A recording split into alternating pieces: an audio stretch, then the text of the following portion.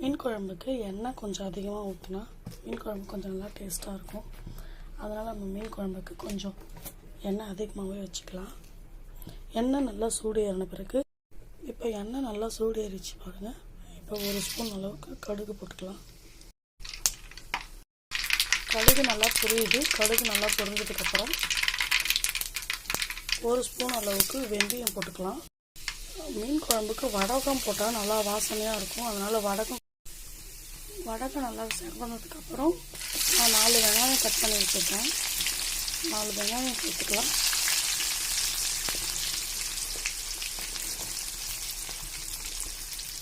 அது கூடவே ஒரு 2 பச்சை மிளகாய் போட்டு வெங்காயமும் பச்சை மிளகாவும் நல்லா வதக்கி விடுங்க. வெங்காயம் நல்லா செவந்து வரணும். அப்போ தான் குழம்புக்கு நல்லா டேஸ்ட் கொடுக்கும். பாருங்கள், ஓரளவுக்கு செவந்து இருக்குது. இது நல்லா ப்ரௌனிஷாக இப்போ பாருங்கள், வெங்காயம் நல்லா ப்ரௌன் ஆகி நல்லா செவந்து வந்திருக்கு பாருங்கள்.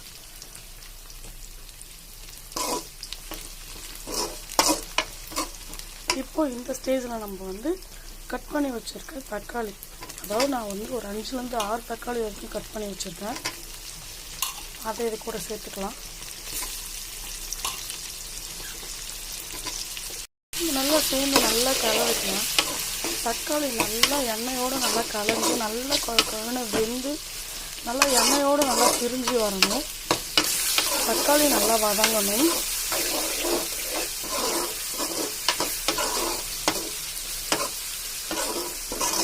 ஏன் நம்ம மீன் குழம்புக்கு எண்ணெய் அதிகமாக ஊற்றுறோன்னா, மீன் குழம்பு அப்போ தான் நல்லா டேஸ்ட்டு கொடுக்கும். அப்போ தான் நல்லா வெங்காயம் தக்காளியும் நல்லா கொல நல்லா வெந்து வரும்.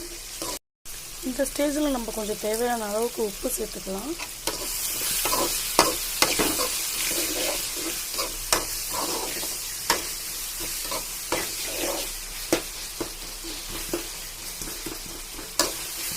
நல்லா தக்காளி வதங்கி வரும்போது நான் ஒரு 2 பல்லு போல் பூண்டு தட்டி வச்சுருக்கேன். தட்டி சேர்த்தா மீன் குழம்புக்கு இன்னும் நல்ல டேஸ்ட் கொடுக்கும். பாருங்கள் ஃப்ரெண்ட்ஸ், நல்லா வெங்காயம் பச்சை மிளகாய் தக்காளி பூண்டு எல்லாம் நல்லா வதங்கி எண்ணெய்லாம் தனியாக பிரிஞ்சிருக்கு தெரியுதுங்களா. இந்த சமயத்தில் நம்ம கொஞ்சம் மஞ்சத்தூள் ஒரு 1/2 ஸ்பூன் அளவுக்கு நம்ம மஞ்சத்தூள் கொஞ்சம் சேர்த்துக்கணும். சேர்த்து நல்லா கிளறுங்க.